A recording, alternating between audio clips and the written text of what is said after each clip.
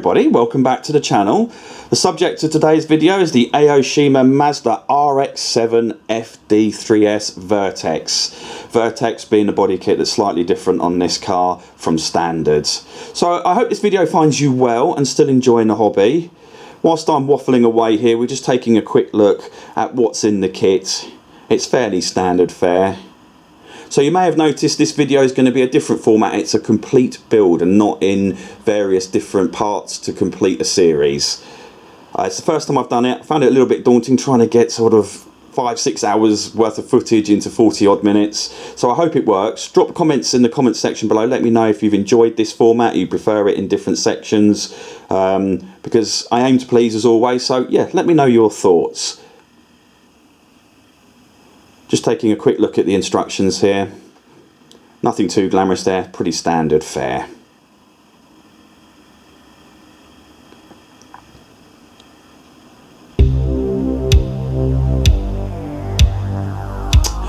So now the intro is over, we'll get straight to it. So using my favourite Mr. Hobby, Mr. Surfacer 1200 primer mixed with some levelling thinners, we will get to priming the main bodywork of the car. So with this video I'm not going to go sort of into too much detail. I'm going to presume that everyone watching has got a sort of basic knowledge, should we say. I will touch on bits hopefully that maybe the new modeler may not know or may be interested to learn, but I'm just sort of doing this as a build from a, I don't know, I guess a fairly experienced builder, depends what you call me, and just showing you how I built this kit. Now, as I always say, this isn't a this is how you should build a kit video. This is how I built it. How you do it may vary, and really at the end of the day, just enjoy the hobby, build it how you like, and then always remember it's about you. Just be happy with what you've done, okay? We don't build for others, we build for ourselves. So just laying down the primer now, getting it nice and even. I've already primed the interior. I was quite sort of surprised with how much detail there was on the interior and the dashboard of this car, just for something that's so small and barely visible. I was quite impressed with that, and the primer actually shows up these details quite well. So here I'm using some micro mesh polishing cloths. Now these go up from 3200 to 12,000 grade, and it's like a wet and dry process. There you go, 3200, 6000, all the way up. And you start at 3200 for the newbies here and then work your way up to the finer grit, which is 12,000. Cut a bit off like I have, dip it in the water and just methodically work your way over your paint. Don't rub too hard, let the cloth do the work for you. And why I have done this is to give this like a really nice smooth finish. It will also act as a key for the paint, but I like to have, especially for car builds, I like to have the base as smooth as possible, because you really do want as nice a smooth finish as you can possibly get.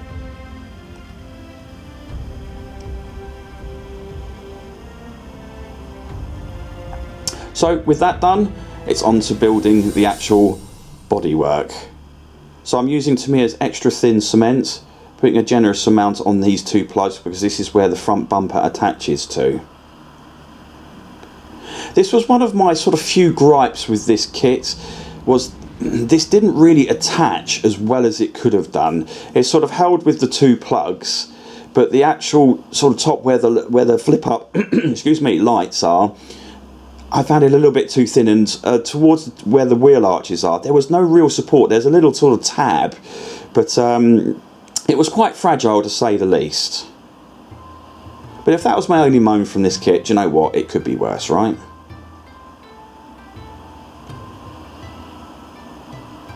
Quick shape test to make sure it's not going to fall off. That's not standard, by the way, guys. As you can see, I'm just not quite happy with how that's settling. And I'll zoom you in here just so you can see how small the tab is on that wheel arch.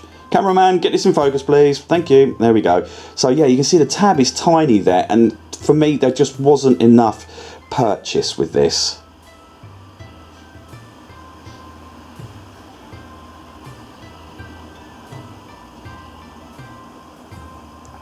Then it's onto the rear bumper, the vertex bit should we say. And as you can see there, I've sanded away some of the primer. This is so that the original plastic shows through, just so that we can get a sort of key to get the bumper to stick, so the plastic can weld to each other, because it doesn't do too well with paint on top. The paint kind of stops the process a little bit.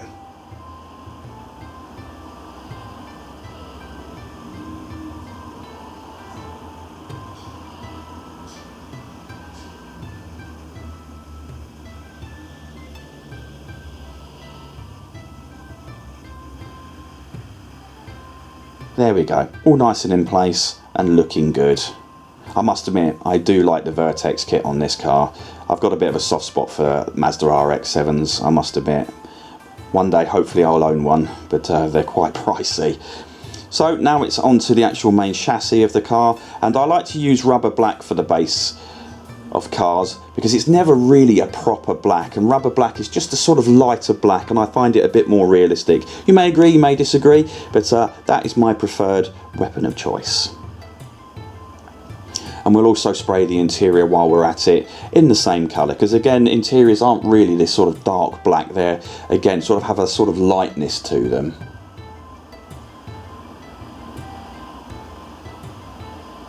So just a nice even coat of this black.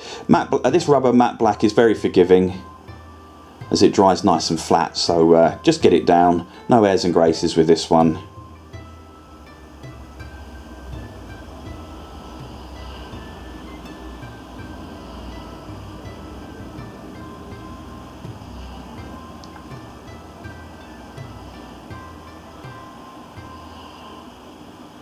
So with the interior now drying, it's down to other parts of the chassis, and for this I am using Gloss Black X1 from Tamiya.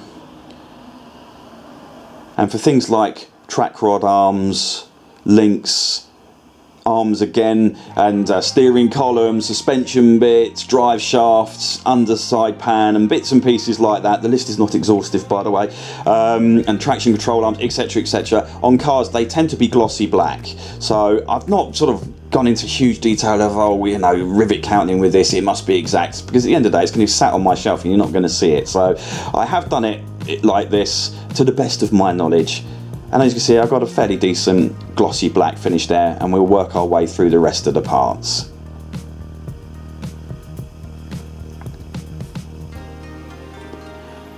With the interior now dry paint wise, it's time to glue it all together or cement it together. So again, using Tamiya's extra thin cement. This is the quick drying.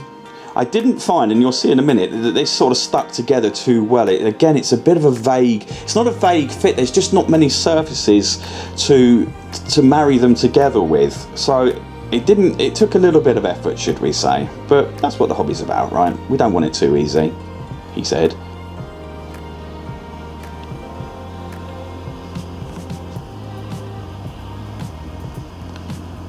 Next up, putting the handbrake in position. Now, I've shown you this. This isn't to bore you to tears. It's just to show that sometimes things don't go as planned, and fitment can be a bit of a pain in the neck. So I'll try and get this in here. This is a bit of a comedy moment. Will it go in? You can see the dashboard's already flimsying around, so I'm having a bit of a nightmare here. Will it go into place? Let's see. And now we've ruined the dashboard. Nope, no it won't. There's the answer to your question, so I had to start again. And then the dashboard goes. So I won't spare you with, I'll spare you the gory details, but I got it eventually into place. So once that's all dry, along with the gear stick, it's getting the interior door cards put in. And this fitted really well, to be fair. And again, just running the Tamiya quick drying cement around the sides.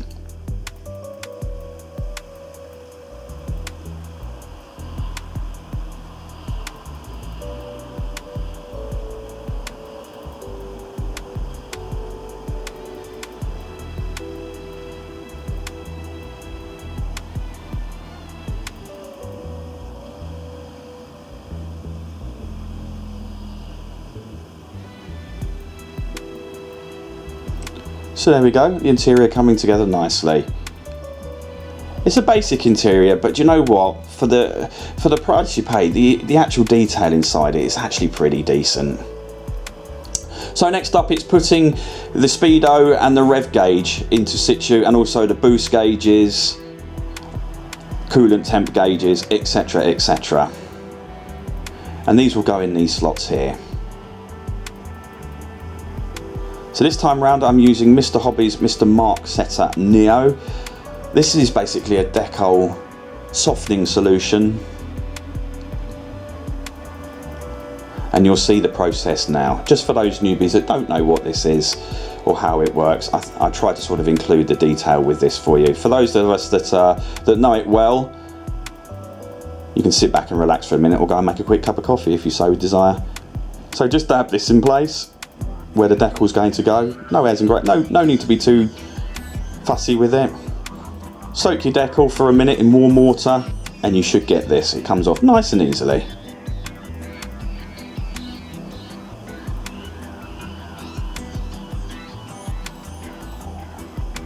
And then we try and pop it in position.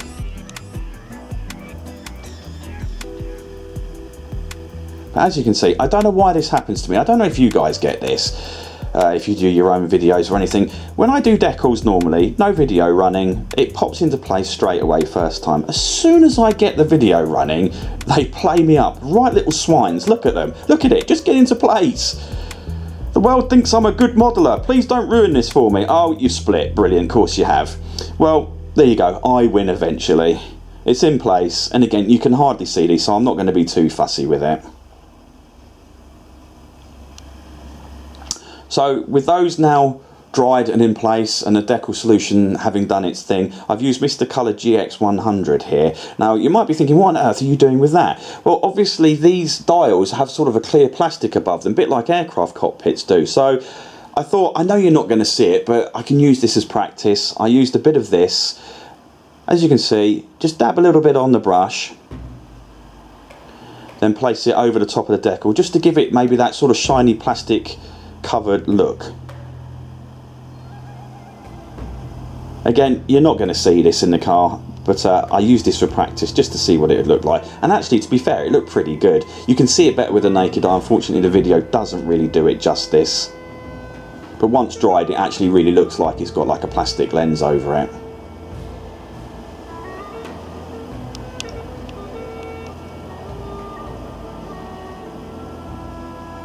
So, happy with everything all in situ. It's time to fit the seat, steering wheel, indicator, stalk column. There you go, lovely detail there. And we'll speed this up just so you don't get bored, of course.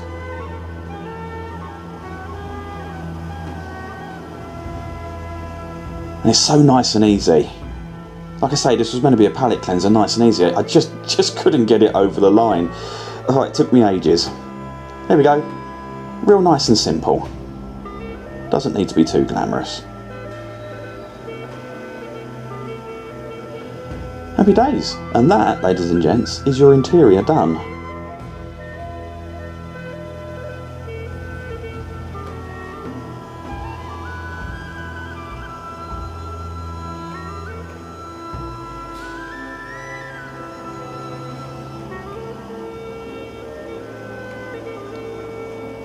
So with the interior done, we focus back again on getting some of the chassis work done, and here I am painting the spring coils themselves red.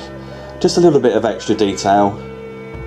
I know it's there. I don't go too mad with this because again it's extremely hard to see through the wheels.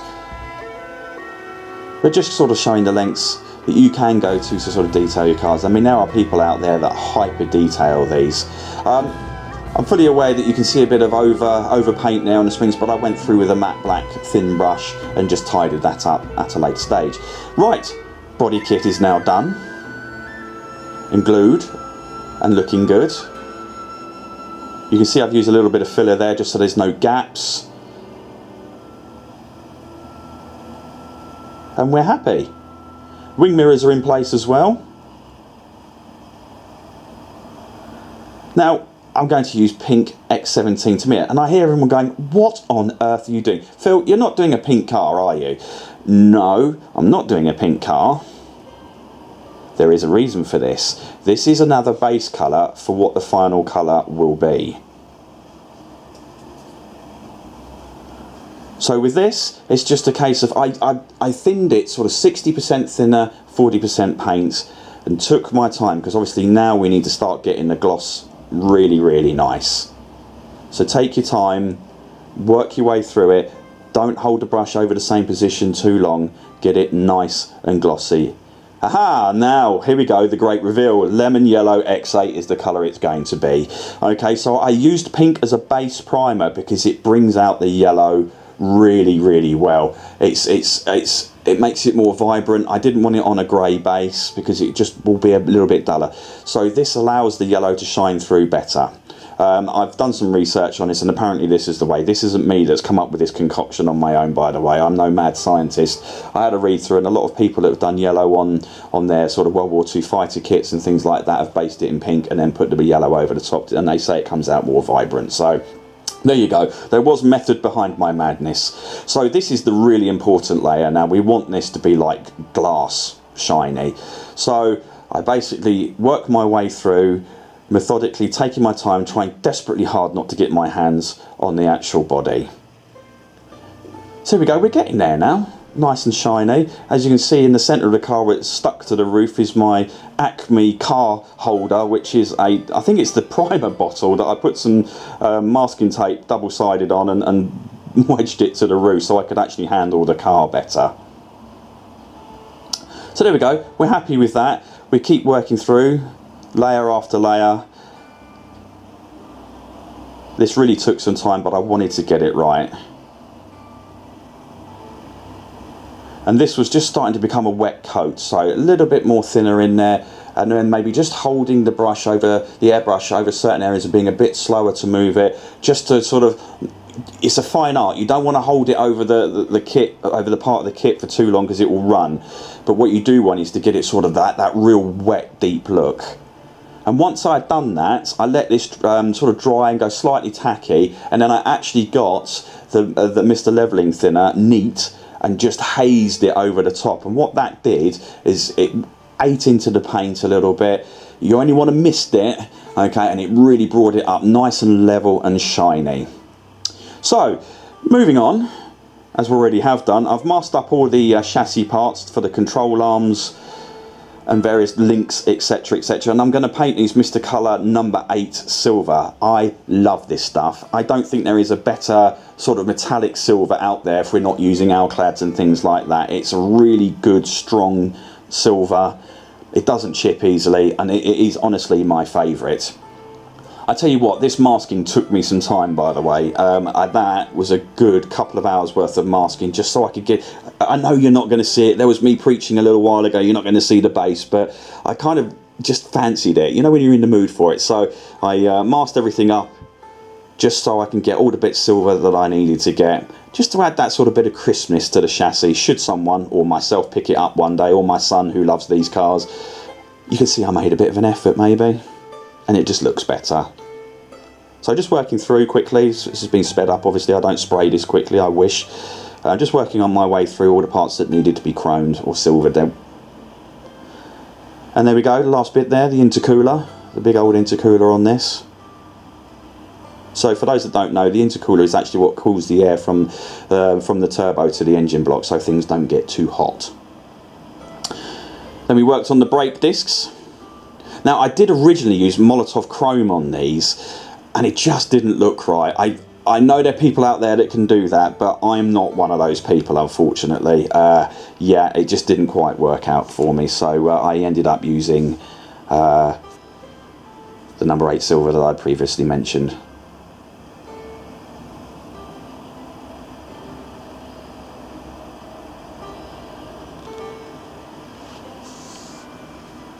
There we go, and just showing you up the old caliper details there with Mazda written on it.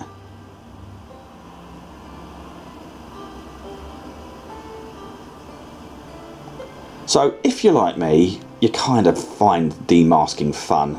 So I thought I'd show that, just to show and show off how crisp my masking was. Thank you very much, ladies and gents. So no, seriously, I thought I'd just show you this because I do. Who doesn't love a bit of demasking? So sped up for your viewer pleasure as always. Just working through clearing out the hours of masking that I did in just a few seconds. There we go. I'm really pleased with that. That's come out nice and sharp.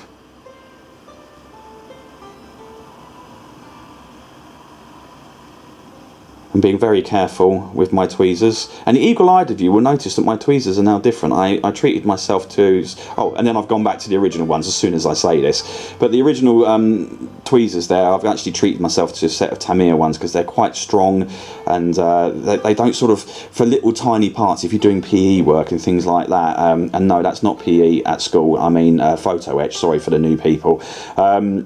If you're dealing with photo etch now, there's no chance of the photo etch pinging, whereas these ones that I'm using at the moment are good for getting rid of masking. It doesn't matter if it pings across the room. So there we go. Fully demasked now. Really happy with how that's come out. I did pat myself on the back for that.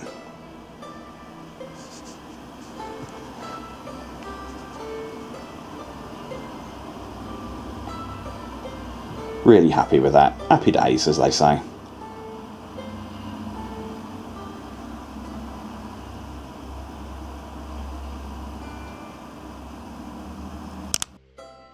So, with continuing the theming of masking, I got the brake calipers all masked up and painted black. Nice detail there showing the Mazda logo. And we did the whole car just doing where the rubber parts and also the interior of the headlights are also black as well. So the rubber parts where the main bodywork meets the glass. As you can see, that took me quite a while to mask and to get right because there's a lot of curves, etc. So again, doing my favourite part, and that is demasking. And there you can see my new tweezers. They are from Tamiya and they're well worth the money. They're really, really excellent. So I'm using a toothpick here, or a cocktail stick, depending on which side of the Atlantic you are, to remove, or to get the masking up to start with. And I use that is because it won't scratch, or you'll find it very difficult to scratch your beautiful paints that you've created. So I use that to get the masking up and then use my tweezers to remove it.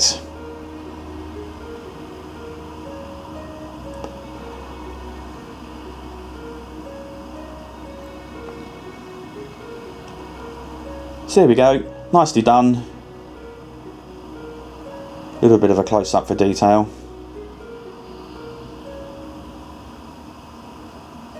Happy enough with that. There's a few little touch-ups that need to be done, but I do that off camera. You can see the yellow poking through in a couple of places there, but that was a simple thing to do, as I say, off camera. So Aoshima have done a nice thing, similar to what Tamiya do and some other manufacturers. They provide you with a mask so you can mask off your main glass and then spray the surrounds of it. I'm not going to get too technical with this today, ladies and gents. So it's a real simple case of pop it on, get rid of all your air bubbles like so, make sure you've got it lined up to start with, nice and central and correct. And there's me pointing out that I'm going to do the front window, as if you didn't know that. So then it's just a case of masking all the other bits of window up that they don't provide a mask for, and again using Tamiya's rubber black and spraying all the unmasked areas.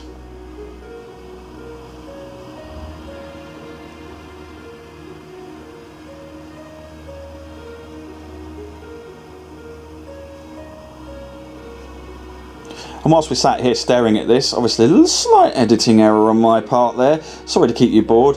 If you haven't already, please do hit the like and subscribe button. It really helps me out. I'd like to get back to maybe getting monetized with this because I've really let it slip. It did happen at one point, and I was very proud of myself. Get me words out. Very proud of myself for achieving that. But because I haven't put any videos up, the good old YouTube algorithm has decided to kick me off being monetized. And I only like to be monetized just purely for the fact it helps me buy kits, to be honest. I'm not going to buy a house with it. I'm not one of those guys, but yeah, so if you could hit the like and subscribe, and again, if you do have any comments, suggestions for improvements, or things you think I didn't do well, or how I can do my kit better, or even just saying hi, because some of you do that, and I really love that, by the way, do feel free to drop me a line. All comments are taken in the spirit that they're sent. It's constructive criticism is always welcome. And if you want to see anything particular done, you know, you don't want to see me doing the full builds again, you prefer them in sort of episodes, then please just drop me a line. Here we go, demasking the back window, nice and sharp there. Very happy with that. The front window's already been done, and yeah, just getting rid of the other bits of masking tape. Now you notice here that I've not used a toothpick, and that's because there's no paint there, and I'd have done very well to scratch this plastic because it is quite hard, so I'm not going to be too pedantic with it.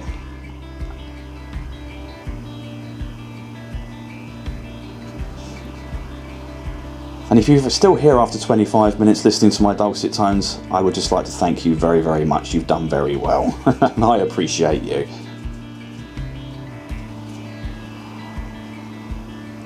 There we go, looking lovely. Really happy with that. Getting rid of any sort of bits of dust and spots on there. So we go, 1D masked body, looking nice and shiny, very happy with that. Now I'm placing this on tissue for obvious reasons because I don't want to scratch my paintwork. And here I'm showing the two little plugs that you have to line up with the two plugs on the top there. Aoshima very graciously giving us something to line up with. Now I'm using Revell's contactor glue. I don't use this a lot, and I probably should use it a little bit more because it's actually pretty decent stuff.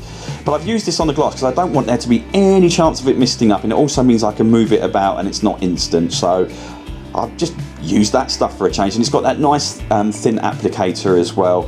Like I say, I really should get in the habit of using it a bit more, but I use Tamiya's extra thin because it dries quickly and its capillary reaction is far better. You know, we use different tools for different parts, right? So I've moved along now. I've constructed all the parts where the wheels go to. I'm trying to use the technical terms here, but my brain is absolutely failing me today here. But the control arms, etc., are all in place with the brake discs and pads all there. And here I'm just attaching the steering arms. And this is great because it actually works. So you clip it into the spots at the end here, like so, into the clipping points, and ta-da! You get an actual bit of steering. So I was really pleased with that. It's just the little things, isn't it? Not that I'm planning on taking it outside and doing car noises and driving it around in dirt. Probably not anyway. Maybe I am, maybe I'm not. But it's nice to have those steering options there. So this is the rest of the rear chassis now needs to be put together. There's the rear drive shafts along with the diff box. See, I do know my technical terms. The brain's working again now. And you can see the drive shafts there along with their CV boots. Just getting that into position. And then we work our way through with the brake discs and calipers. Not sure what the pause is about here, so I shall carry on waffling on to cover my editing there. And ta-da! As if by magic, it's all together. There we go. All placed together, including the shocks and the suspension. And it's a case of getting those shocks into place and lining them up with the chassis itself. There you go, and it all clips together really nicely. I will give Aoshima the credit it's due here. And that's just placing the prop shaft into place there, as this is a rear wheel driven car. And there we are, all nicely in place. Chassis is nearly done. We're just missing an exhaust, but we'll get to that in a bit. And I think the gloss black provides a nice contrast to the matte black as well there. So really happy with that. Last final touch is just to make sure it's all secure. And there we go. So now it's time to put the interior with the chassis. So dashboard's all there, all in place. We use these nodules or pins, I think it's probably the more technical term, and pop them into their slots. You can't get it wrong, trust me. Right, now time to marry up the bodywork with the chassis, and in here you can see the various clips that you have to line it up with. So that rear bit is like you've got to line that up and clip it into place, and those pins again line up in the recessed part of the front. Now I had, and I haven't put this on camera because I just didn't have the time, but this really is where things started to go bad with this kit, okay? For whatever reason, I genuinely don't know, is it just wouldn't clip into place properly. As you can see, I've got it sort of there, but it's almost like the actual bodywork was too short for the chassis. So in the end, I had to make some adjustments, should we say, and Dremel out the front, because it actually cracked, and I could have cried. I honestly could have cried. It actually cracked the front bumper off the bodywork. This is after I'd done all the paintwork, and it was at this point I just sat there and thought, do I can continue with this build? And I was like, no, seriously, you know, worse things happen, no one's died. And I had to strip it all back and repaint it. I haven't shown that, not just to look like I've done this all in one bit and I'm a great modeler. It's just basically I ran out of time. I didn't want to bore you for an hour with the video. So as you can see here, it is struggling to get into place, and I'm sort of sitting here thinking, why is this not going right? And it's at this point, as I pull this back, it cracked. It just wouldn't go into place, and I don't know why that was. I don't know if it was me that did it wrong, more than likely, but yeah, look, you can see it there. It is cracked. And my heart sunk at this point. I thought, what am I going to do? I mean, it looks so good as well. So I ended up stripping it all back and having to repaint it. And the eagle-eyed of you will notice that on one side the yellow doesn't quite match, which was a shame. But as my son then pointed out, and I will get to what we're doing with the wheels in a minute, my son pointed out a lot of these cars have dings and have panels that are different, slightly different colours anyway. So he said, just continue with it, don't worry about it. So, and as he's a massive Japanese car fan, I thought I'd take his word for it. So these wheels were originally chrome. So what I ended up doing is to get rid of the chrome off the plastic here, because they sort of chromate it, is I actually dipped it in bleach, left it for a day, and all the chrome comes off. So a little tip for you new modelers out there, if you've got anything in chrome that you don't want in chrome, like bumpers on trucks, these wheels on cars, etc., dip it in bleach, you know, let it soak in bleach for a day, the chrome all comes off and you're left with the base plastic. Because I wanted to do these wheels a little bit different, so I've given them a base coat of black once I dried them out and got rid of all the bleach off them, obviously. So just a case of methodically, again, methodically seems to be the word for building things. Methodically work your way around, and you'll come up with something like this. Now you're looking at that going, Phil, that ain't black. No, you're right, it isn't. I gave them a coating of metallic grey XF56. I just wanted something a little bit different, and I think it works quite well. I think wheels are a very personal choice, what people have on their cars. I think it makes and breaks a car quite often, so I went with that because I thought it would be quite nice. So Aoshima have come up with a really good system with this kit of how to have your wheels moving, and that is they use these little rubber plugs, and I shall show you what I did with reference to these. First of all, it's getting the tyres on, and they've got incredible detail as well. I was really impressed with these, and they are actually rubber as well. One thing I will say is make sure the tread is in the right direction for each wheel. So check, check and check again. So just for those that have got a little bit of an eye for detail.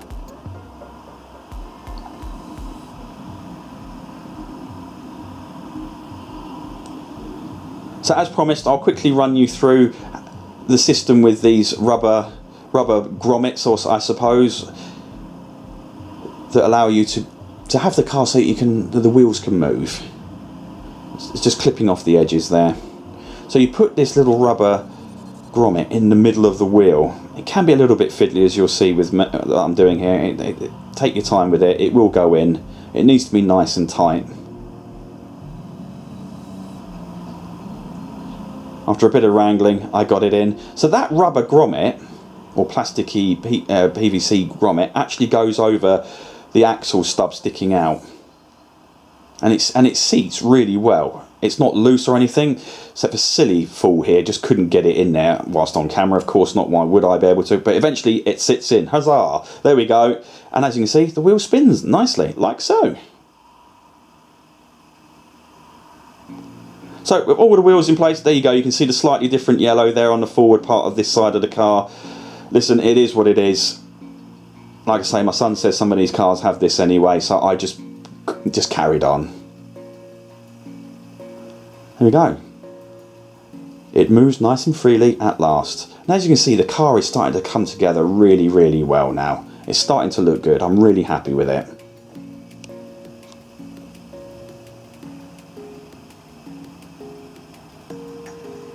So it's exhaust time, because this is exhausting work. I know, I'm sorry. I'll see myself out.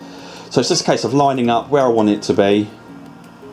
And I wasn't really, truth be known, too massively happy with the actual exhaust that comes with it, because now I know these cars come with real loud exhaust pipes, because it allows the air to flow through the system better, and they also sound cool. So I found this random bit of plastic. I actually don't know what it is, and I thought, I wonder if that will look good as an exhaust pipe for the car. So I had a go, and this is the wonders of model making. Is if you find a random bit of plastic lying around your house and make it look like an exhaust. So my son for Christmas got me this rotary tool. It's a bit like a Dremel, and it is cool. So I used that to bore out the middle, because the plastic was a little bit thick. So again, I've sped this up, just worked my way around the middle and bored out the middle of it, just to give it that sort of JDM, which, by the way, stands for Japanese Domestic Market, JDM look, big bore exhaust.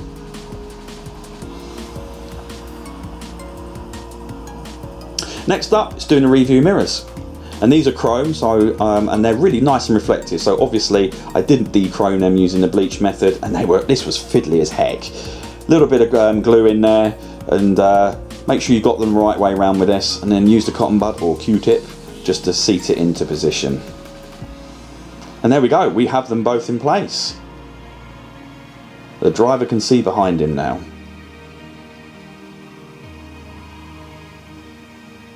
Next up was doing the indicator lights on the front lights. Why I use these tweezers, I'll never know. Here's me preaching at the beginning of the video, oh, I don't use those tweezers because there's likelihood of pinging bits off, and here I am using them. I don't know the answer, ladies and gents. I just make it up as I go along. So here I'm using actually a little bit of PVA glue. Now the reason why I use PVA glue for the newbies is because it doesn't fog up your plastic. Your clear plastic can get seriously fogged up if you use normal cement. So I've used PVA glue for this because it dries clear and doesn't fog anything up. And carefully dropping this into place. There we go. Lovely. So with that done, we're now moving on to the clear lenses on the front, and again using PVA glue so it doesn't fog up, and you can also wipe it away. So as you can see there, it's a little bit sort of spilt over the edge there, but that's not a problem. We can wipe that away and it will dry nice and see-through and clear. Fiddly little part to get in position there, but we got there eventually. So next up, the RX-7 has a really characteristic back light bar, and I used Tamiya smoke for that, just to give it that smoke effect. I had to mask it into place, and I will get to the exhaust pipe in a section. I had to mask it into place because it properly wanted to ping off. So onto the exhaust. As you can see there, I used some filler, got it looking fairly reasonable, bearing in mind that on the real cars these are fairly dinged up. I also added a little bit of alclad purple just to give it that sort of hot section look, and something it may not be accurate, but just sort of as a point of interest. So here we go, we've got most of the exhaust into position now. And it's just a case of putting the loud and proud exhaust pipe into place. Now this isn't to some people's cup of tea. I've done this because this is how I like it, okay? Other people or yourselves may prefer to use the kit exhaust or something completely different, but this is how I like it, and I'm really happy with that. I do paint the interior of that exhaust black just to give it a less of a plasticky sort of podged look, for want of a better phrase. Next up, the side repeaters, and I'm showing this because I base coated these in silver and then used Tamiya clear orange to give that sort of reflective effect. And let me tell you, the masking for that was a fiddly little pig on its own. But well worth it. I like to do these little details, A, because it's accurate, and B, I just think it adds to the build. And there we go. And I know there's a little sort of doohickey to the left of it, but a tiny little touch up with yellow paint, and believe it or not, that absolutely disappeared. I couldn't believe it. I thought, oh no, here we go, this is not going to look right. But there you go. Really happy with that. This is starting to come together well. So next up, it's time to just add the little details now, just to give it that more realistic look. And guys, I just want to say while I'm doing this, thank you so much for lasting 40 minutes with it. You've only got me for 5 more minutes now, and then you can go and stretch your legs, forget about me, and move on with your daily lives, okay? So what I've used here is Tamiya's panel line Accenter. Now, this stuff comes in various colours. I think it's light grey, dark grey, brown, I think, and black. Now, I didn't use black because I thought it would be a little bit harsh, and I don't want to go for, I was sort of looking at cars as I was driving by and driving along and thinking, you can see the panel lines or the gaps in the bodywork, but it's not too pronounced. And you've also got what they call the scale effect. So I didn't want it to look too harsh at close quarters, but look realistic when you're sort of looking at it from a distance. So I went with grey in the end because it just wasn't black and it wasn't too harsh. And I hope you agree. You can see, as you can see there, the lines are visible, but they're not sort of standing out, making it almost look toy-like, for want of a better phrase. So I hope you agree. A nice little view of the windscreen wipers and the rear view wiper that I attached off screen as well.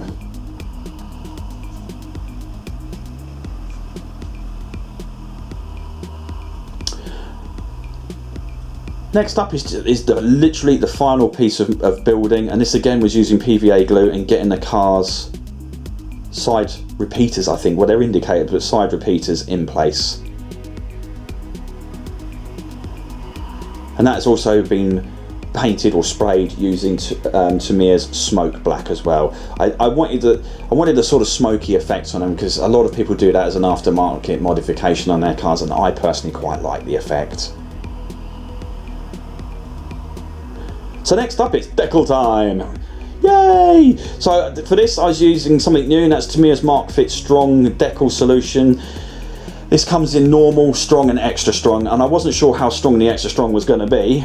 I wonder how many times I can say strong in a sentence here. So I went with just a normal strong one, just to see what it's like.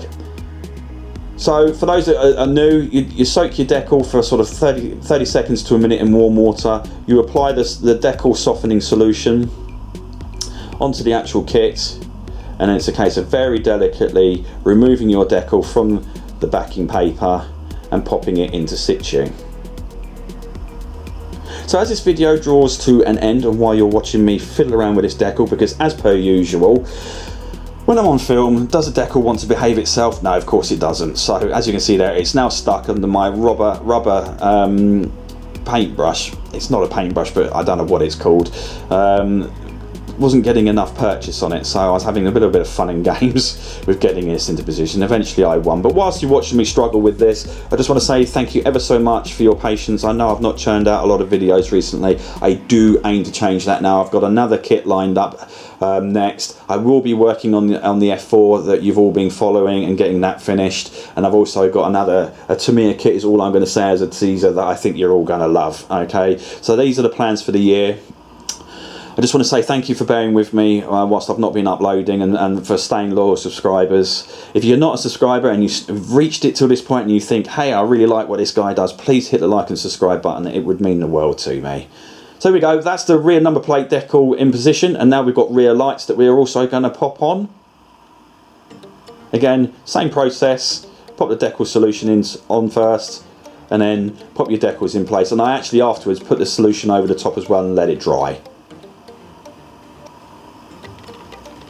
Then we're on to the fun bit, the side stickers. So again, just placing the solution. Don't need to go overboard with this.